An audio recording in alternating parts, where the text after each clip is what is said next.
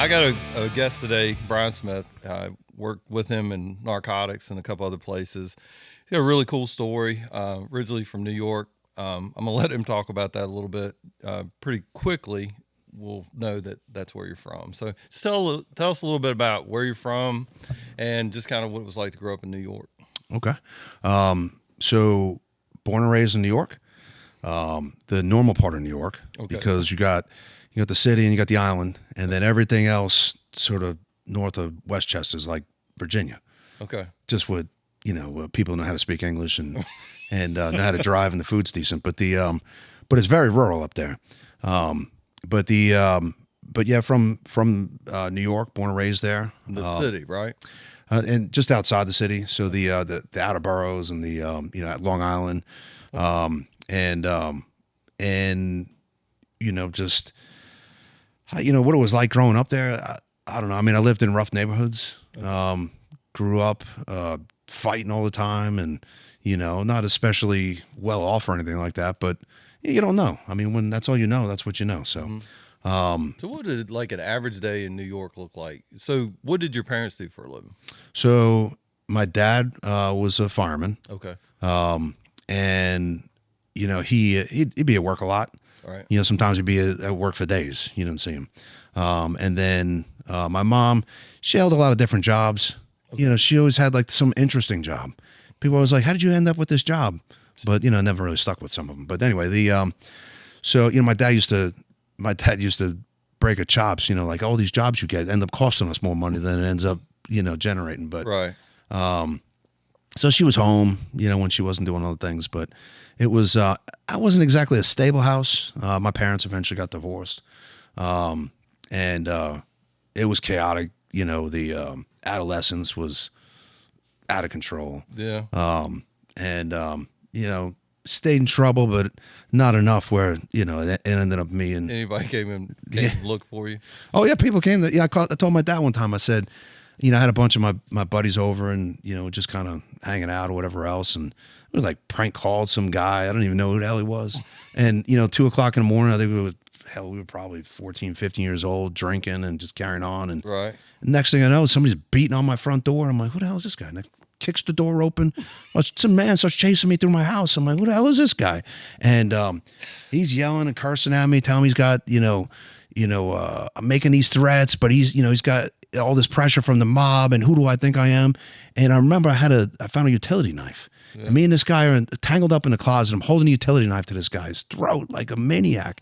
And eventually we got to this point. Yeah. And eventually we got to this point where we're like, all right, man, all right, yeah, let's negotiate. And then the guy just sort of like leaves. Right. And he was like, turns out he was like, he knew one of my friends who was another degenerate.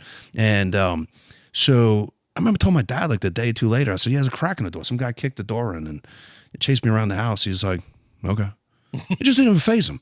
Like not a lot. I can be honest with you. My dad was very inflammable. Yeah, he had very little faze, that man. But but anyway, grew up in a rough way. Okay. But it shapes you. So helps you to. So you go through your childhood. What was it like going to school? Like how many people were in your high school? I think my graduating class had 1,800 people. I mean, it was pretty big. It was a lot of. You said you didn't know everybody. No, I didn't know anybody. Wasn't like Cheers. Well, I mean, I knew people, but yeah, it's not like here. God knows. I mean, everybody knows everybody's. It's like this weird interconnected web. So you did meet a stranger up there. Like here, you don't ever meet a stranger. Yeah, there. No. There's lots. Yeah. So you go through high school. You eventually went into service. What drove you into service? So, I grew up around my dad. Like I said, was he was in the Marine Corps. Then he got into the fire service back in 1978. Okay. So was he in Vietnam? So he was on the coast of Vietnam. Okay. He joined the Marine Corps in 1972 and left in 74. Okay. I think he was when he got into the Marine Corps, I think that he had this vision of what he thought that was going to be. And at the time, the Marine Corps had some issues, I think, but I think that it just didn't meet what he thought it was. Yeah. And so he got out after a couple of years. And so he got out in 74. And he was a mechanic. He was a mechanic in the Marine Corps.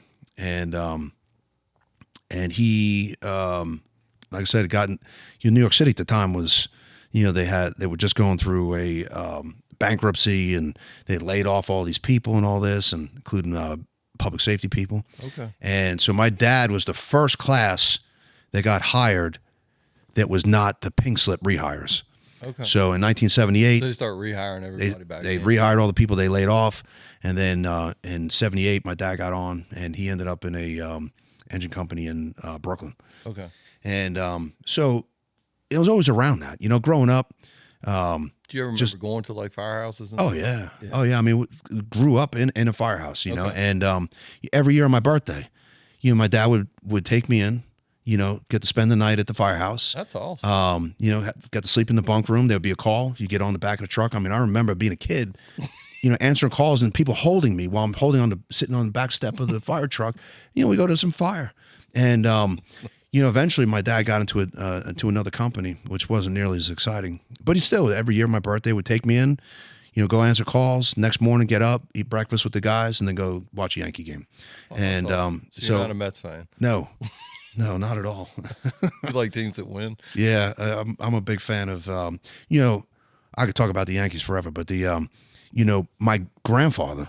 So my grandparents on both sides, they hit the mainland here in the 20th century. Oh. So we got nothing to do with the war or anything else that everybody gets all wound tight about. But my grandfather, my dad's side, everybody ended up in around Brooklyn, and so anyway, he went to Yankee games with his father, watching Babe Ruth or Lou Gehrig.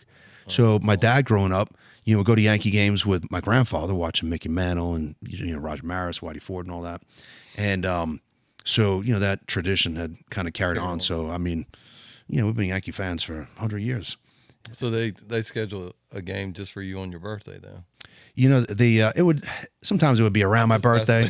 Sometimes they do it like on the 17th instead of the 15th. But but that was part of your ritual. Yeah, it was. That was cool. You'd spend the night. That was your birthday. Oh yeah, that was fun. awesome. So to answer your question about what drove me to service, it was a natural fit for me. Right. I was around that.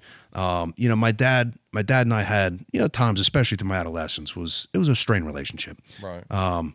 And of course I love my dad, and it was so much going on, and you just kind of find your way through adolescence, which is never an easy journey for anybody. But so I get to a point where in '95 I end up getting interested in like volunteer fire service, volunteer fire company that was near where I lived.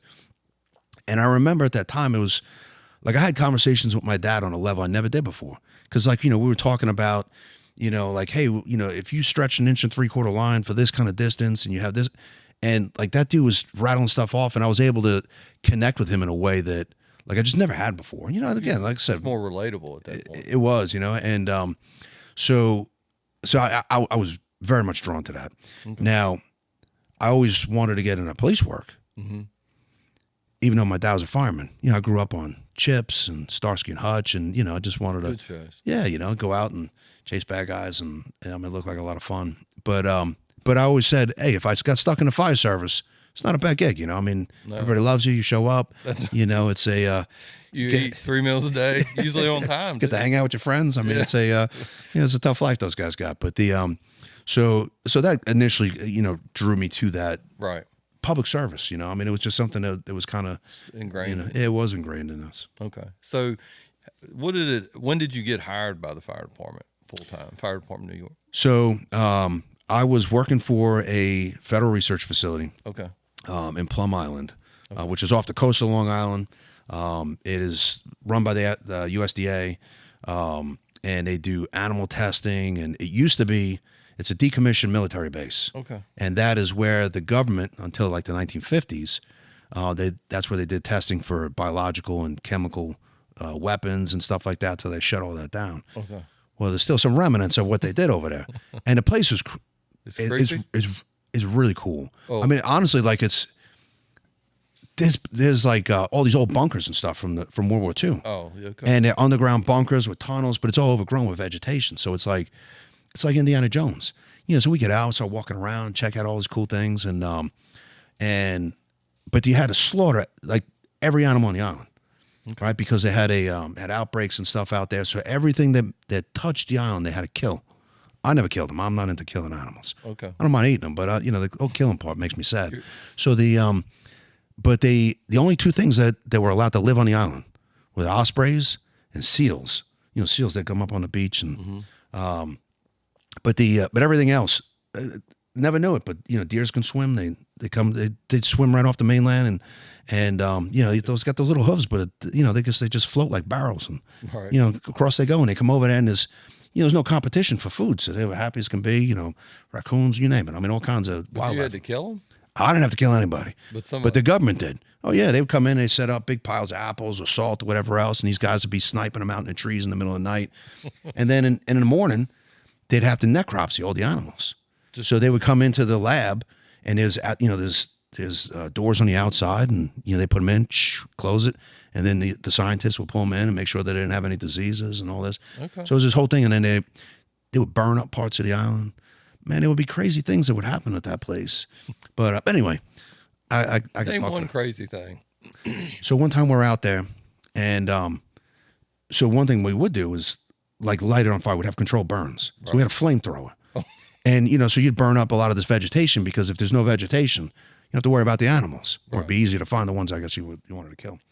So anyway, so we burned up all this vegetation, and it's sandy, and you look down at the ground, and there's these vials. Pick it up, it's like a glass vial, and it's just unmarked. It's just some clear liquid, and I'm like, what the hell is this? I don't know, like, here's some more of it. Next thing you know, it's all over the place. Joe, God knows what was in it. But we just start backing out real quiet. Make sure you don't step on it and break any vials. You just call whoever, and the EPA, and somebody comes in and just does their thing, and off they go. Like, you don't need to know. Oh yeah, I mean, things like that all the time. But but inside the lab, they got all these animals they would experiment on. So you had animal handlers inside there, and some guy goes in there, breaks his hip, like getting bumped against a wall by a pig. Well, first of all, it's an island. So how do you get this guy out of there? Plus, he's in a BSL-4 lab. I mean, you can't just carry him out. So you go in and out of the lab naked. So you take your clothes off, you go inside, you got clothes on the dirty side, you conduct business on there, and then you come out and you got to get scrubbed down, and then out you go. So anyway, we go in there to get this poor guy. Concentration camp. Oh yeah, yeah. It was. You got to leave. Yeah, you don't have a lot in the way of dignity, because there's no secrets there as far as that goes. So anyway, you go in there and you got to wheel this guy out and scrub him down, and you're talking to the nurses on the dry side, who are all clothed, of course, and you're out there, like trying to get scrubbed yourself, and then you come out and you got to get this guy in a helicopter to fly him out, and anyway, it's a wild place, man. But anyway, so while I was there, I was put an application in. Civil service in New York is very different than it is down here in Virginia. But you got to take a test. You're on a list. It's a whole process, man. It takes a while. Anyway, I got a call, and got to a point where I was getting hired, and I was like, yeah, this sounds like fun. And so off to the academy I go. Where's the academy for the fire department? That's in Randall's Island. Okay. So all of our stuff is at Randall's Island and Fort Totten, from where a lot of the training that I had. And so at that point, I already had, because of a lot of the trainings and stuff that I had all kinds of hazmat training and, EMS training and, BLS, ALS, you name it. And some other things that kind Look of good. They kind of push you yeah, to- and ended up pushing me into a special operations unit when I first got out. Okay. So, so I finished the academy, and like the day before you graduate, they tell you where you're going. Right. So at the time, I'm living on Long Island, and you have this list, your wish list. Where are you going to end up? You're going to end up here, there. So I wanted to go to Queens because it was the shortest commute. Right. I had this list. There was 7 choices, and the last choice on the list was the North Bronx because it was the furthest away from my house. And it was a captain that was running the academy at the time, real ball breaker. And I didn't have any issues with the guy, but he hated the guy that I commuted with. Hated him. It was a shame. The guy he was a good dude. He was a little goofy, but just rubbed this guy the wrong way. Right. And he used to talk about, he's like, I will find out where you live and I will send you to the place furthest from it. And son of a bitch, he did. To you. Oh, yeah. So I ended up in this battalion up in North Bronx. And first day I go in there, they show me around. I said to the captain, I said, this is a beautiful firehouse. I said, but I gotta be honest with you, I can't work here. Like, I gotta fill out paperwork. I said, it was like 90 miles one way. Plus I had to pay tolls going over the Whitestone Bridge. So I said, this is not gonna work. And I remember I called my dad. I said, you gotta know somebody. He said, yeah. Dad at that point. So my dad was working. Did he have rank, or he just knew everybody? He knew everybody. So so my dad got detailed to a company in Queens called Hazmat. Okay. When it first started in 1984, my dad's a charter member. Okay. And so he was in Hazmat up until about 97. And then he gets detailed to Mayor Giuliani's office. He works for Office of Emergency Management. Okay. Like, he would go into work every day, suit and tie. So he knew people. Oh, yeah. He definitely knew some people. Yeah, he knew people. And so I said, Dad, you got to help me out here. Like, this isn't going to work. So he was in, worked for Giuliani's office for a couple of years. And then he eventually come back out to Hazmat. But so he said, yeah, I'll call somebody. I see what I could do. I said, all right. So I waited a little while, and I call him up. I'm like, what, did your contact ever call you back? Like, what? Like, I gotta make a decision here. And I had a buddy of mine, called him up. He's like, yeah, let me get a phone call from Chief. He said, hey, this is Chief Goldfarb. He's like, I understand you want to come to Brooklyn. I said, yeah, I would love that, Chief. He's like, all right, done. And a lot of that stuff was who you know. And then I ended up going down to Brooklyn, thank God. Cut my commute by 20 miles, no more tolls. It only took me an hour to get to work. I was like, this is wonderful. Right. Compared to what I got now, it's so how long were you at the station you didn't like? Not long, a few months maybe. I mean, that's still a long time. It was a long time, and it was rough, man. And the dude didn't like you just because of your buddy. Yeah, had nothing to do with me. And then people at the station, everybody was nice, whatever else. So anyway, I ended up in this battalion down in Brooklyn, downtown Brooklyn, which was adjacent to so it was Battalion 31. And I worked at a special operations unit. It was called HazTac. Okay. So we did, we did EMS, we did ALS, BLS types of intervention. We were also a support unit for the rescue companies, okay, for hazmat, for all the squads, and we were a citywide response unit. So anything that was a one alarm fire in the borough, we would handle. Okay. We get deployed to. Anything that was above a 2-alarm fire, we could get deployed citywide. Plus, we were first line terrorist response unit. We had the hazmat suits, the whole thing. Like, we can go in and deal with all sorts of things like that. And so it was great. I mean, it was so where we were stationed. Where that station is it's pretty close to Bedford-Stuyvesant, Park Slope, which is a really nice part of Brooklyn. Mm-hmm. And then you go a few blocks further, and then it starts to get pretty rough fast. And where I worked, especially at the time, as young as I was, it was wonderful, man. I mean, it was hard. The hours were hard. The neighborhood was hard. What were the hours like for y'all? So I was at work all the time. And you could work like mutuals and stuff, so you can pick up other people's shifts. And there were times I'd be at work for days, or I would sleep at work because I knew my next shift would be coming up. And then there were times where, you're off. And so of course, with where we worked, we were busy, man, all the time. And I went to the academy with people that used to get what we call no-hitters. They work a whole tour and they wouldn't get a single job. They're like, yeah, we just came to work and hung out and went home. I said, well, that must be nice. Because I could tell you, we never had any no-hitters. But to be honest with you, like I said, where I was at the time, I was happy, man. Because, I mean, as soon as we were clear from a job, we had another one waiting for us. And so, we saw a lot of work, a lot of trauma. The EMS side of things were just... So the trauma, I mean, I know working in, in rural areas and things like that, the trauma you had was, a lot of it's like car accidents and stuff like that. What was the trauma like in New York? Violence, man. Like, so people getting shot and stabbed all the time. I mean, it was a nightly occurrence. I mean, so, you go in there, and there were times we'd pull up on scenes and people would still be running around. There'd be somebody bleeding in the middle of the street. We'd just kind of scoop them up and then, throw them in the back of a bus, and then off we'd go. And and then you just wash up and move on to the next job. And, so a lot of that I had, really, housing projects, 30, 40 stories high. And it's just, housing projects on top of projects on top of projects, and not nice areas. And, and because of the socioeconomic situation that we were in, that we were working in, a lot of the violence that kind of comes with that. Plus we'd see, I mean, in the time I was there, I delivered 21 babies. Really? And, it was, again, for the experience part of it, it was great, man. Like, it just exponentially, compared to what I would have gotten in a place that was, slower as far as jobs experience wise, it was great, man. I mean, and like I said, at that point you're young in your career, you're a trauma junkie. Yeah. The more you get, be like, oh man, let me see the next one, and just couldn't get enough. I mean, you just Right. eat it up. And So here's a question. So you said earlier, like you did the counterterrorism stuff or anti-terrorism Mm-hmm. stuff. Yep. So that would have been like right after the first World Trade Center bombing. I was Correct? before. Was it So, before then? so I went through because of my connection with my dad and his connection with Giuliani. I had counterterrorism training through the fire department and through the city of New York because they did different things. And a lot of that background, kind of led into where I eventually ended up on the special ops unit. So, and my dad, even when he was an OEM, they trained for terrorism. They expected terrorism.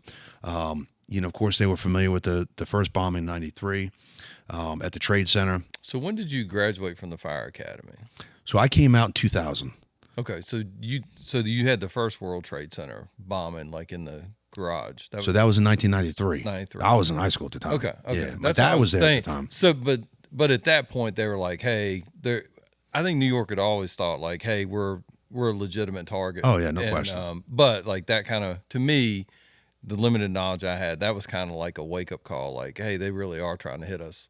It was, but not like Not September 11th was. Right. And the gravity. I think the human nature.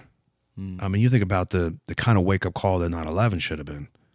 And how the years have progressed, and people just They're complacent. yeah, and it just gets to a point of like, well, okay, well, I woke up, I'm fine today, everything was okay, so I guess tomorrow will be okay too, and just the blissful ignorance of the kind of evil that's out in the world that people just choose not to think about or just don't know about or whatever. But I guess if you're not prepared for it or you don't train for it, sure, it's easier to just stick your head in the sand and hope for the best. yeah.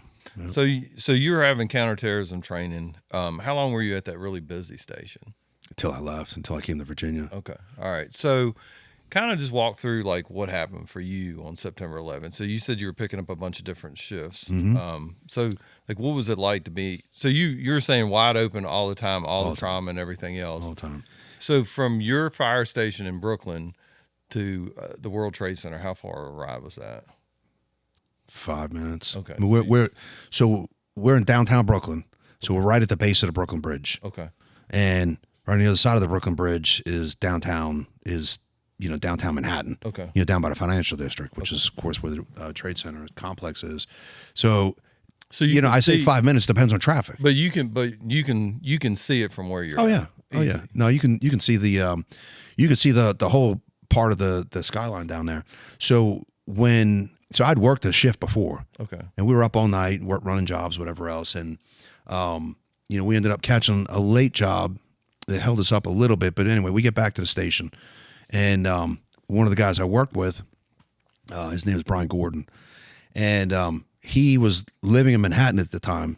But to get to the subway station where he would have to take to get back home, he'd either have to walk through the projects, which you don't do, so he'd have to either do that or I'd give him a ride. So I'd give him a ride. So we were walking out towards the parking lot, and I heard the explosion from the North Tower. And when I looked up and I could see the fireball coming out of the building. I didn't see the plane go in, didn't hear the plane. You just saw the flame. And what happened was I heard, I guess by the time the sound got across the East River to where I was, at that point, the explosion was still, so I looked at Gordy and I said, hey, someone just blew up the World Trade Center. And so we were making our way back to the truck that we worked on. Mm-hmm. The next shift was taking it over. So, you do different things at the beginning of the shift. You check your meters and make sure your gear was right. And, there's a lot of equipment on the truck that you had to make sure it was good for the shift. So y'all stuff had already rotated off. Yeah. I mean, we were in civvies. And so we go running back, and these guys were getting ready to go on duty. And so we said, look, someone just blew up the World Trade Center. So that we knew that the unit was going to get deployed. And so we said, the guys that were there, and I said, you want us to wait for you? I said, no, go. We'll catch up. We'll just grab a spare unit. So we go running inside the station, and the lieutenant that was on duty, his name was Chris McCarthy. Good guy, big dude. And, he's just kind of sitting at the desk or whatever, and we come running in. We're like, Lou, someone just blew the trade center up. We need keys to a truck. And he's like, I'm sitting in front of the TV. I'm sitting next to the radio. I think if someone blew up the trade center, I would know about it. Like, if you guys need overtime, you don't need a story. And no sooner does he say that to the news footage of this gaping hole in the side of this building, this close up, just the paper and the smoke and the, that comes across the radio, attention all Brooklyn North units, and MCI has been announced in the borough of Manhattan, and they start pushing out all the information. And what is the MCI? Mass casualty incident. Okay. So at that point, of course, we knew we were going to go to work, and I grabbed keys off the board, and it was for a spare ambulance.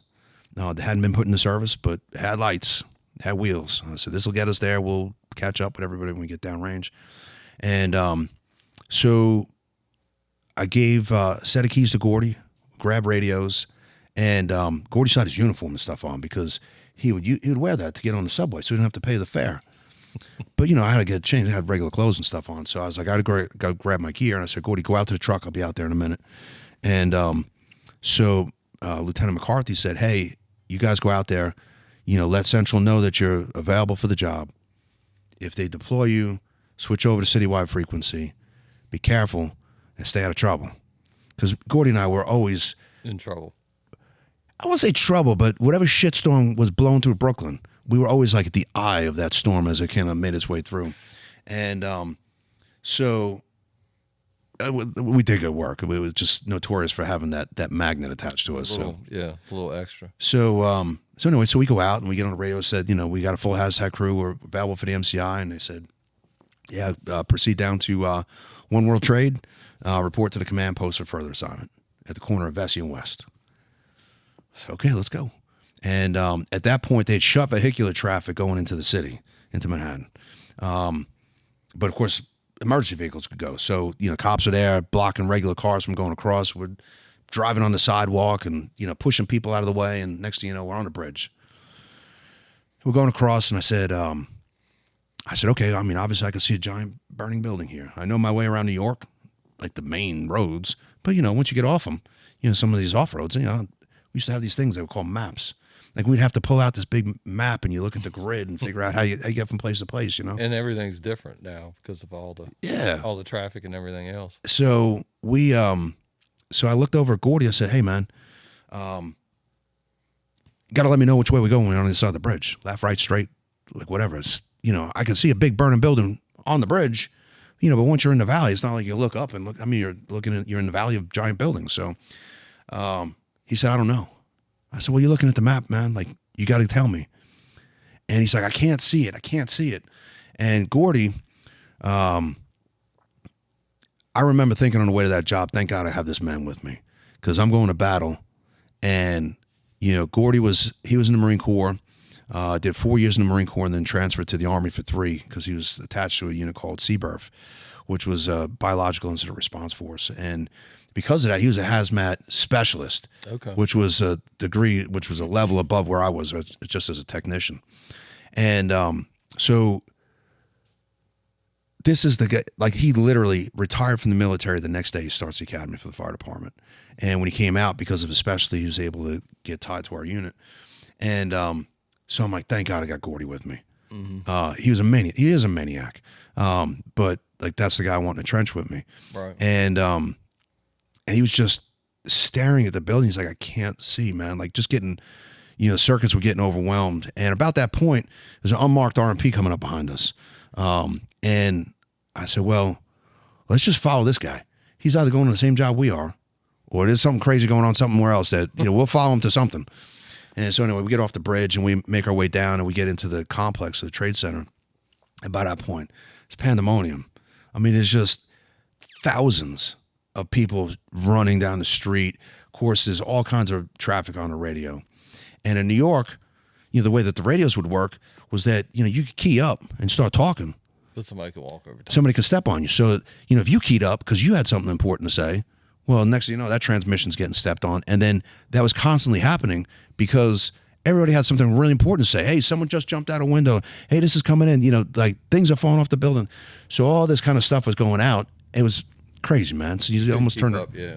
So I ended up getting down to the corner of Church Street and Liberty Street. And there was a highway sergeant there for the police department. Okay.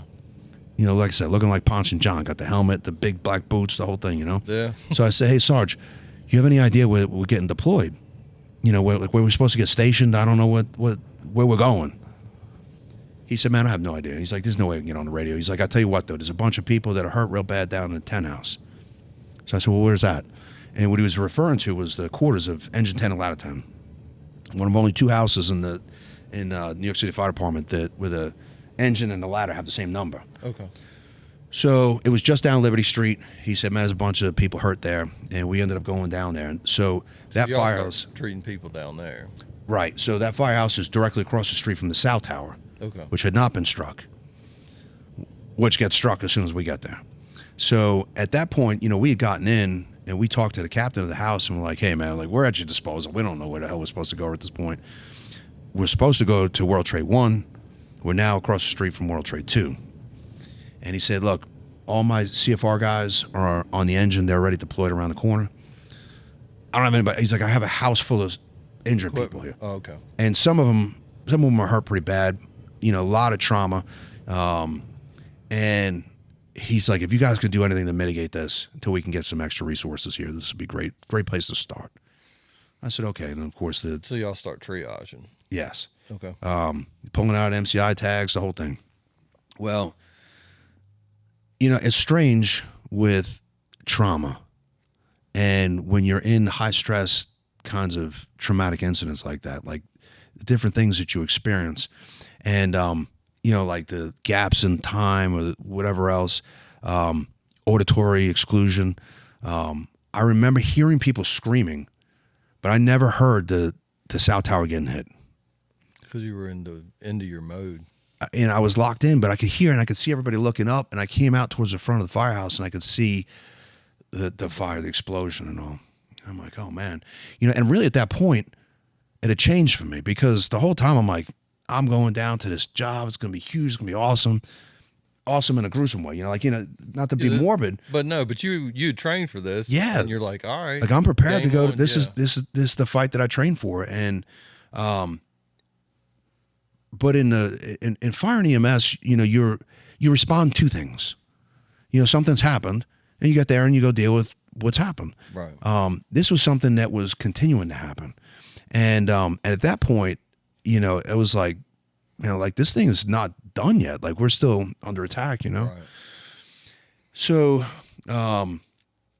we had put out to that point to our dispatch. We had to kick back over to one of our regular channel because the citywide channel is too crazy.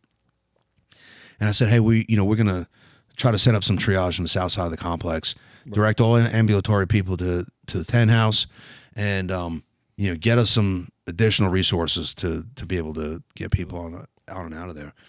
And it wasn't long after that there was a couple firemen come running into the apparatus bay doors. They holler in, they say, help, we need a medic. A brother's been hurt up the street. And then they go, whoosh, take off. So I grab 2 other firemen and a Stokes basket. And I go out to go after these guys. Well, Gordy says, I'm coming with you. I said, Gordy, wait in here. I'll be right back. I said, there's nobody else. Somebody's got to stay to take care of all these people. I said, don't worry, but I won't be long. Because really at that point, we had seen a lot of initial, trauma from things falling off the building, hitting people, whatnot. After the second plane hit, we saw a lot of burns, bad ones. I mean, like skin falling off people's arms, kind of stuff. I mean, it was pretty gruesome. And I said, "Gordy, you got to stay here, man. I'll be back in a minute." So we end up going down the street, and I remember, several things from that point. The first thing was, in my career in public service, I mean, it's coming up on 30 years now.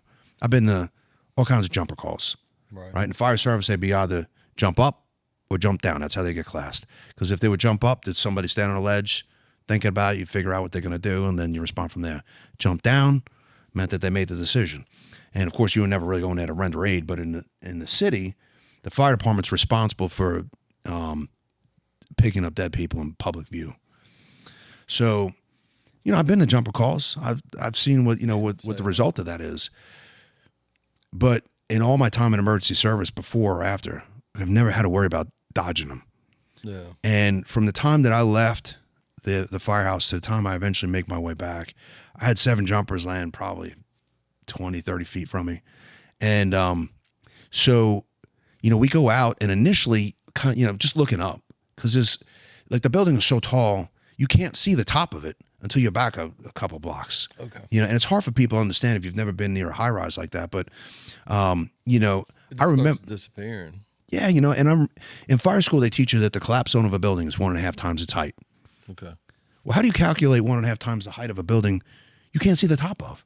And I remember thinking, God, if this building falls down, I hope it falls down like a big tree in the other direction. Right. Because I was like, it's huge. It was an acre for every floor of that building. There's 110 of them. Oh. It's hard for people, I think, to digest the actual size of those buildings. But anyway, so we're looking up because, of course, you have things constantly falling off the building. Right. Steel, glass, concrete, people. And, looking not to get hit by anything. So could you, I know sounds morbid, but like, could you hear him coming? Scream the whole way down. Okay. Scream the whole way down. It's horrible. And then, you almost, I don't know if you get conditioned by, Looney Tunes, the Roadrunner and the Coyote, they hit the ground, kind of, people are like water balloons, from that height at that speed, just hit the ground and it's just, I don't know, explode.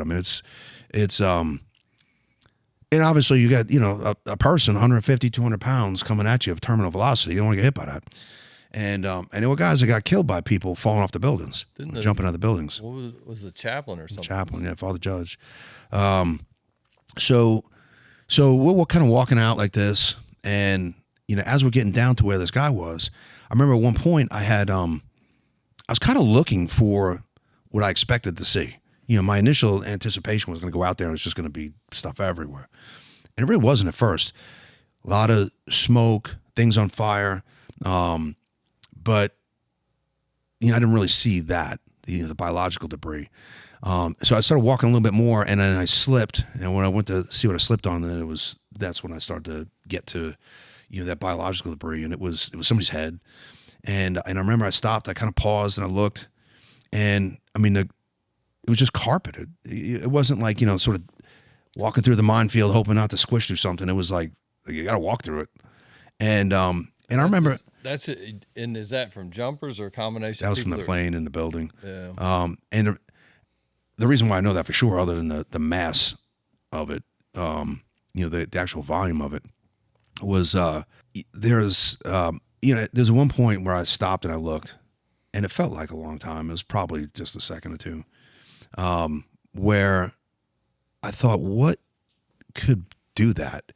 It's one thing, I kind of expected to see an arm, hand out. By that point, I'd been involved in, responding to all kinds of stuff. And, I've seen all manner of trauma, but not on that scale. And like I said, there's things you expect to see. But, I was looking at stuff and I'm like, what could do that to a person? And there's one child that ended up getting killed down there.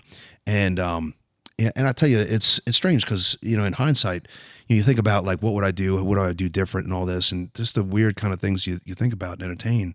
But there's a child's foot, and, of course, in hindsight, doing the research, like I know whose foot that is. Everything else is sort of indiscriminate. It could be anybody. And, odd enough, like, like one of my regrets is like, I didn't grab a foot and like put it in my pocket, because I don't know that family ever had a chance to bury that kid. And, but anyway, so we're in this mess, and like, all right, we got to keep trudging through because, we're out there, we're on a mission. Yeah. We can and I remember thinking like, I'm gonna have to think about this later because this is crazy. But kept pushing through, and we got to, hell, I don't know, we were maybe 30 feet from where this guy was, and he got hit in the head with something from the building, and A fireman. yeah, it was a fireman, and he, I could see there were other firemen who were around him, and they picked him up on a longboard, and they were carrying him away from where we were. And when they picked him up, I could see that he had received a mortal wound to his head. They were taking a body away, and so I knew that there was nothing that I could do. And I remember to the two guys I was with, I said, let's just get back inside. We're gonna get killed out here. Like this shit was constantly just raining off the building, you know? And so we did, and we started making our way back, and we got back probably about halfway, and there was one of those little carts, you know, they sell coffees and butter rolls and all kinds of stuff. And it was locked up, and we broke the lock off. I said, look, man, we're going to be here probably 24 hours. Who knows when we're going to get relief? Let's just get some waters and stuff like that. We're going to need to start rehabbing people. So we took out a milk cart, chunk out all the milk and the butter and all that, filled it up with like waters and Snapples, gave it to the one guy. He runs it into the firehouse, start doing a second thing. And I was probably, hell, I don't know, 3 or 4 bottles of water into that thing. And I heard this sound, and it's hard to describe, honestly. You know, I mean, it was like, as gifted a wordsmith as I could be at times, the closest thing I could think is if you imagine standing on a runway of an airport, and so you're at LaGuardia, and then there's a 747 dive bombing you. And as it's coming straight to wherever you're standing, they're pulling back on the thrusters towards you. That's what it sounded like. And in my mind, I never looked up. I mean, I'm standing from here to the wall to the building that's about to, you know, collapse down on top of me.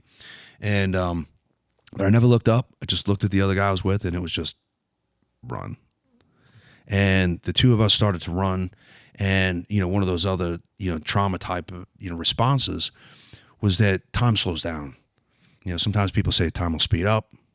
Sometimes it says slow down. You know, I think that your processor, it just starts getting overwhelmed with so much information that, you know, you're perceiving that processing at a different speed. And I remember running like I was running through oatmeal. Like just, you know, that dream where you're trying to run away from somebody, but you can't get your legs to work. Like it felt like that, but in real life. And we ran towards this firehouse. And inside this firehouse, all the other people that could got up and ran away from this horrible sound too. And the guy that was in front of me, I don't know who he was, so I don't mind embarrassing him.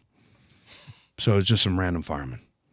But he runs, and there's a Chinese guy that's on the floor, and he has a fractured pelvis, so he can't get up and run. So he's kind of dragging his bottom half like he was like an animal that gets hit on the side of the road, you know. And he hurdled him. And I'll never forget that as soon as he hurdled him, the first thing I thought was, oh, shit, now I got to pick him up. And so I'm running, and I kind of grab a hold of this dude. His name is Fu. So I grab a hold of Fu, and, you know, we had put this, they call it a KED. It's an extrication device. Well, if you turn it over, it's meant for taking people out of a car. But if you turn it over, you can actually use it to stabilize a pelvic fracture. It's not what it was designed for, but it works. So anyway, we would put this thing on him.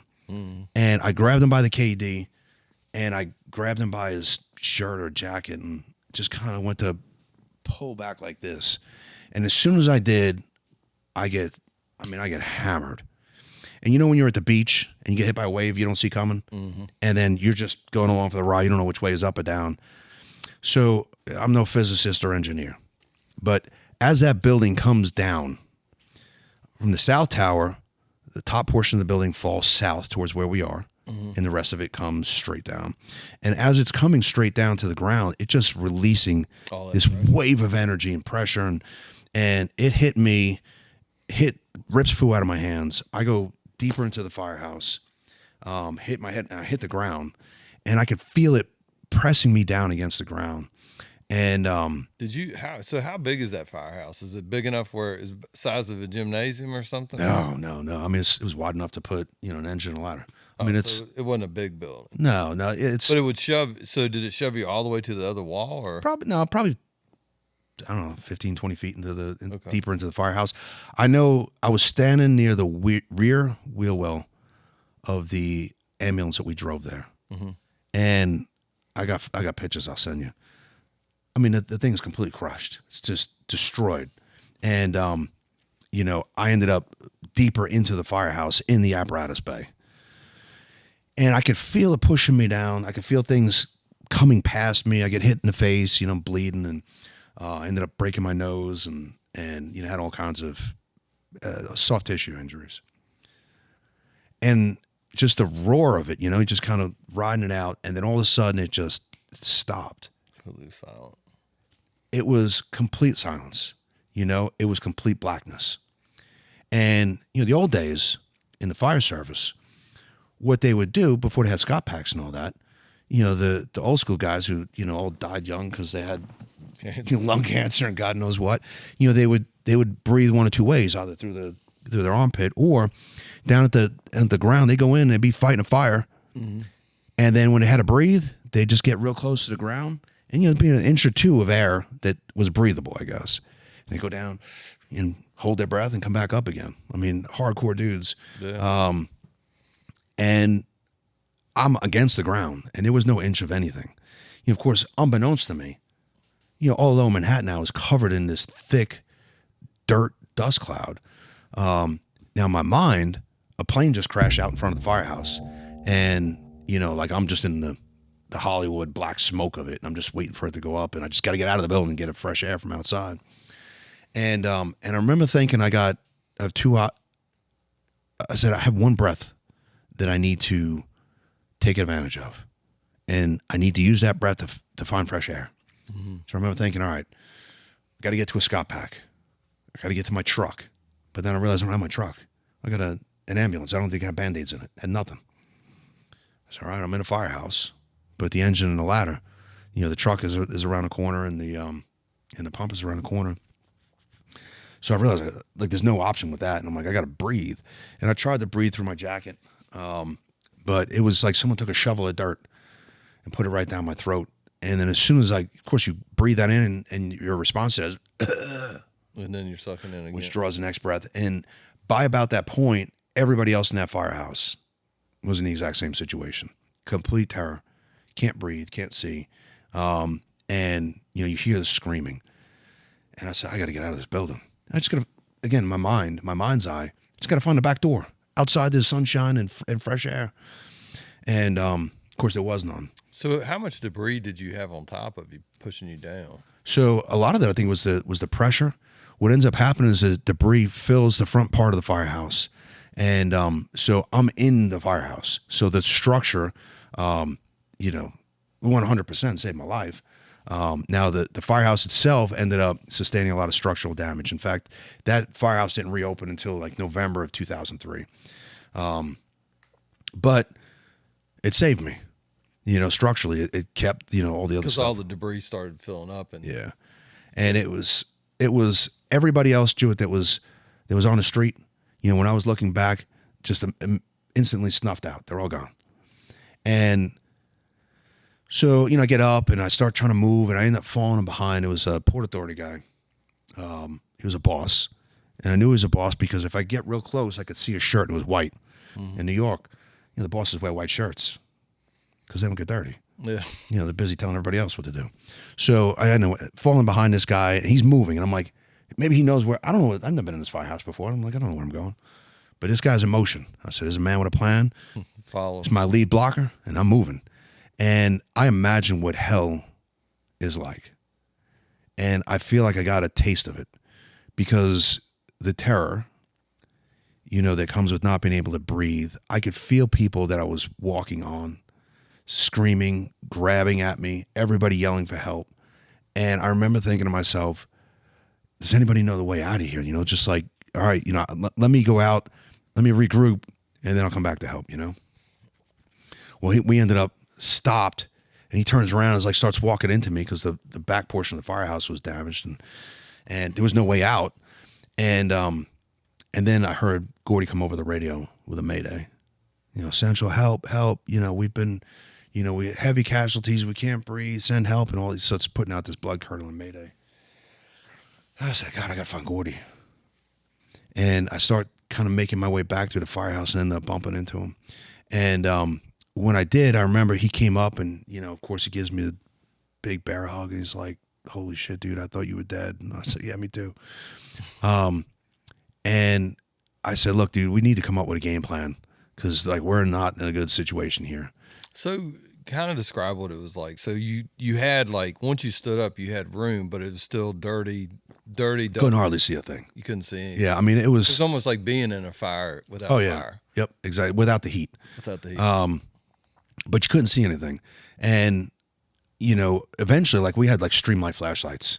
And I remember it was like a lightsaber because you get, like, a 2.5 foot beam off that thing. But it couldn't penetrate. The air quality was so thick with this dirt, smoke, dust, God only knows what else. And so I remember, Gordy and I were close, and I said, look, man, we need to come up with a game plan. Like, we got to dig our way out of this thing and make a run for Brooklyn, or like whatever we need to do, we need to be on the same page. And he said, there is only one option. And I remember he grabbed me by my jacket, and he said, I'm not dying in here with these people today. I said, that's fair. I said, but go down. What are we going to do? I mean, we can't leave everybody in here. And so, we kind of made a pact. And I remember at the time, there were people I remember yelling. I could hear them yelling, medic, help, help. And I'm like, hold on a second. And I said, Gordy, we're the last two people out of this building. Whatever comes of it, like, we're the last two guys out. And right. I said, I could live with that. And that's what we did. And we just went back into treatment mode.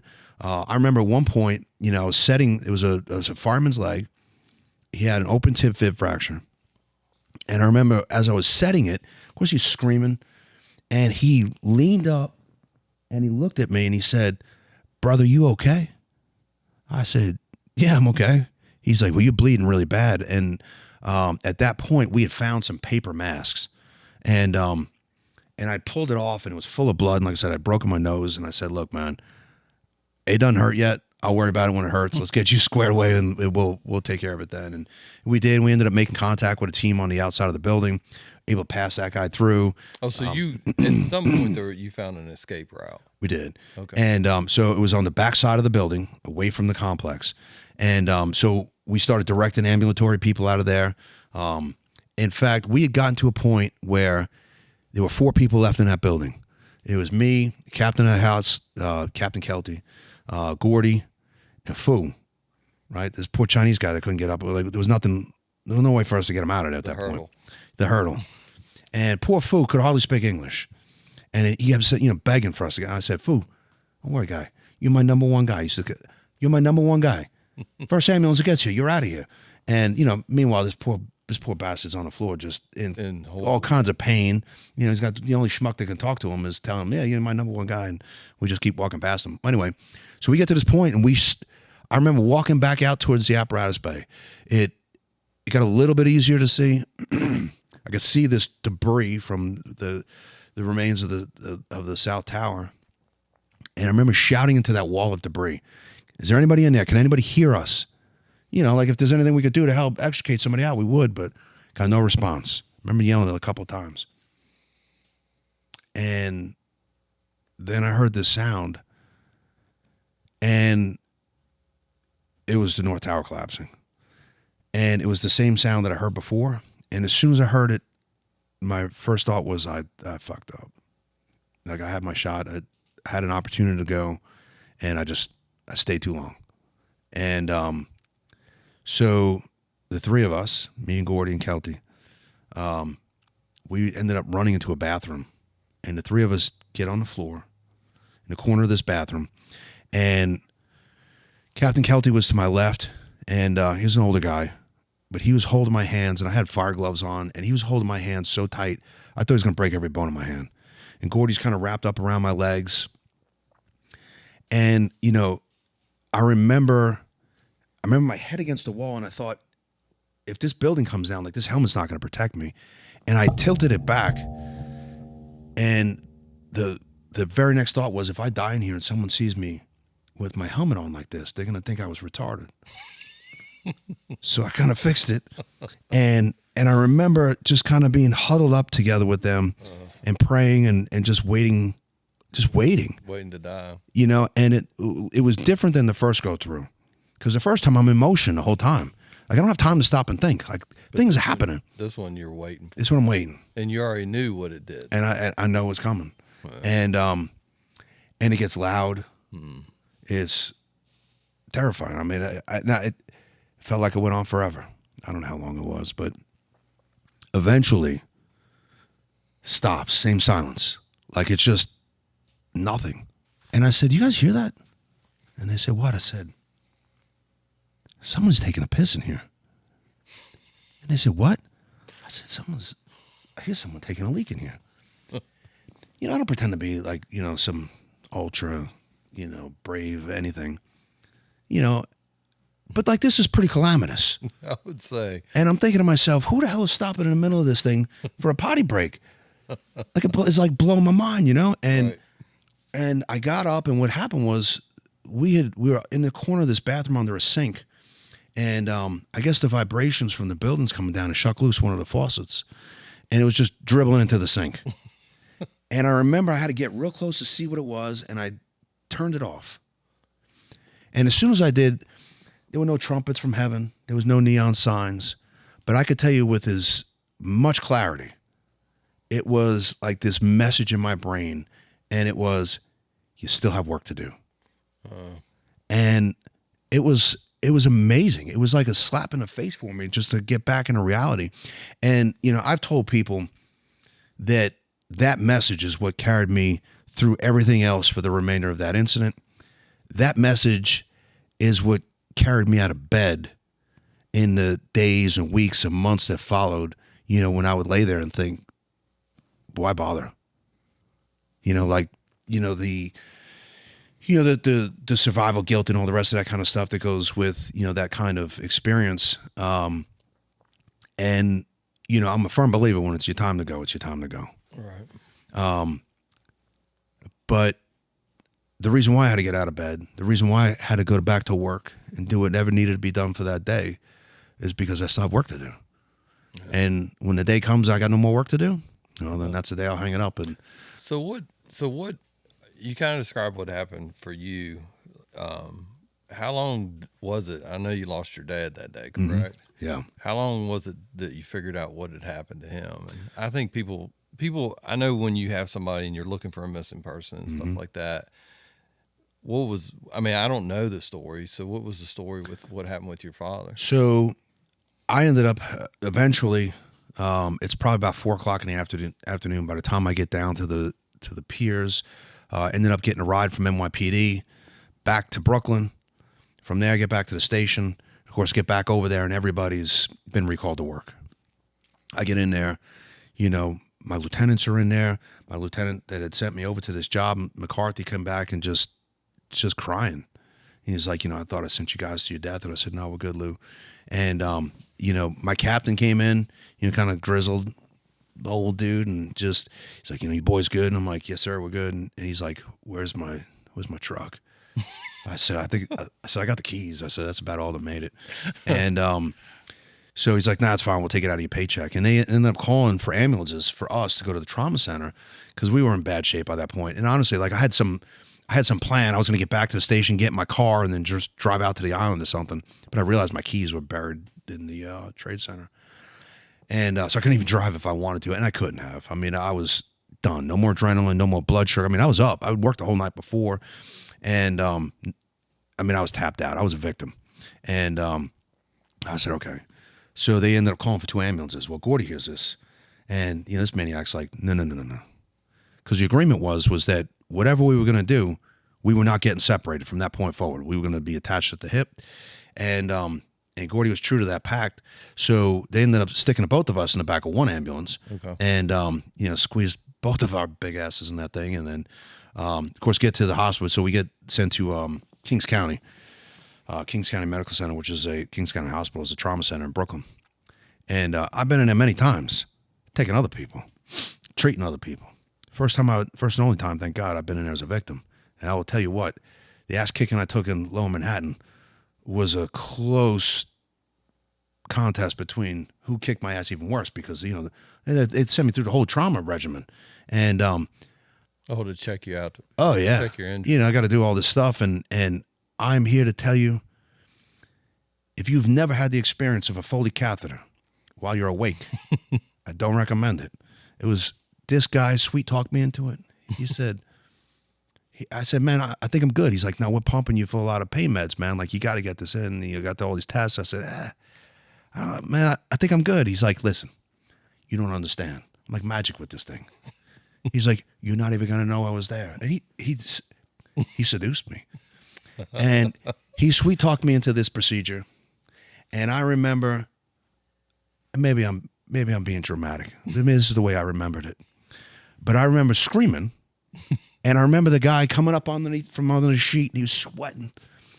And he said, and I said, what the hell happened? I reached down, and his blood. And I'm like, what happened? He's like, oh, it was like this traumatic insertion and all, this whole thing. I'm like, God bless. So after this, eventually got to run me through all these tests with this thing. And, again, like I said, if you've never experienced it, I don't recommend it. Unconscious people, do your thing. They don't know. There's no worse for the wear. But I go through this, and eventually I said to the x-ray tech, so they had pulled in, at the time they were expecting waves of injured people. Mm-hmm. So every hospital had all these people come in, and they just weren't injured people. Yeah. And so I had some medical student that was in with me. I'm talking to the x-ray tech. He's kind of behind the screen or whatever else. And I said, hey, man, we've been at this for a while. I said, can we get this thing out? Like, it's really uncomfortable. He said, yeah. So he tells the med student, go ahead and take it out. So these things, they stick it in as a little, and they pump up a little balloon in there to keep it from backing out. Well, you got to deflate this thing, or at least you're supposed to. Go ahead and rip this thing out. I thought I was going to die right there on the table. Screaming. So there was a fire captain that was outside the room and came in and like, what the hell are you guys doing in here? And I'm like, I had it.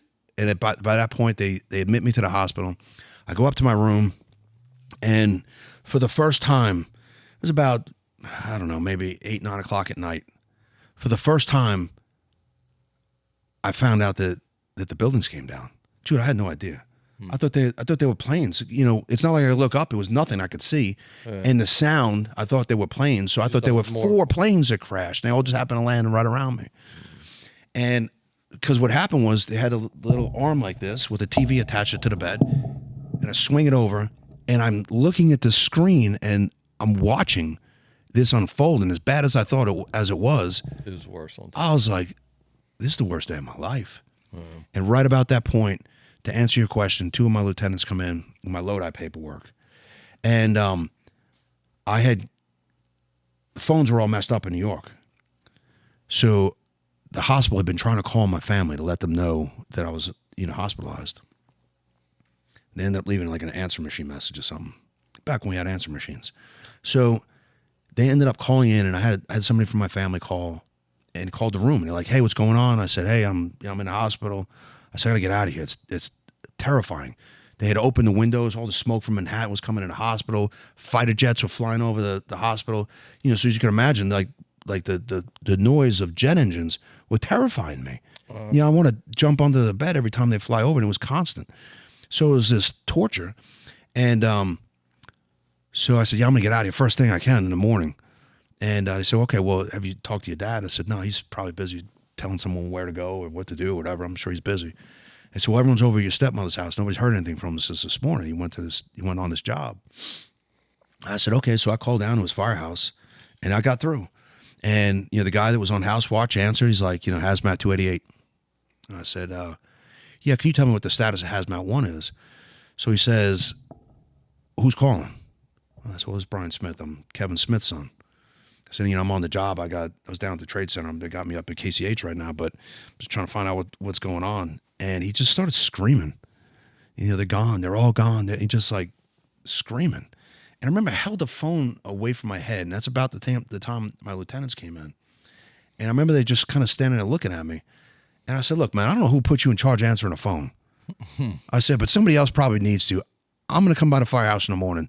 We'll see if we can sort all this out. Hung up the phone. And honestly, I wasn't really worried. and these guys, remember my lieutenant's looking at me, and I said, yeah, they said my dad's missing. And I said, he's fine. Like, me and Gordy were missing. Everybody's missing. Nobody knows what the hell's going on right now. Guys I went to the academy with, they were on a missing list, and they show up. And so that night, I didn't sleep. I was up the whole time.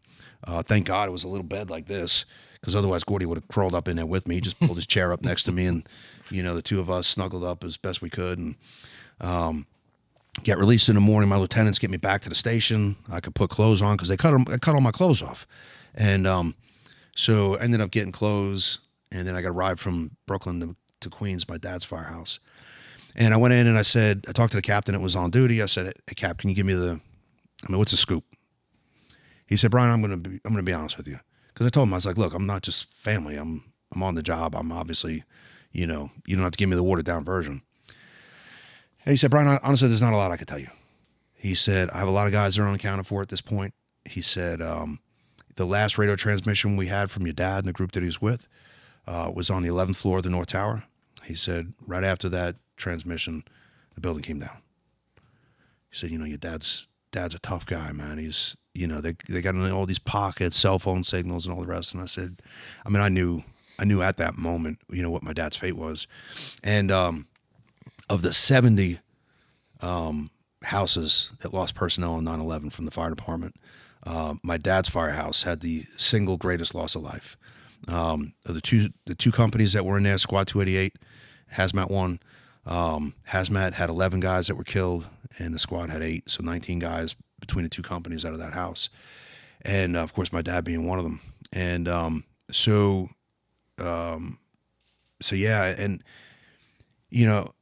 they never recovered anything from my dad. We did the DNA stuff and hoping to get something.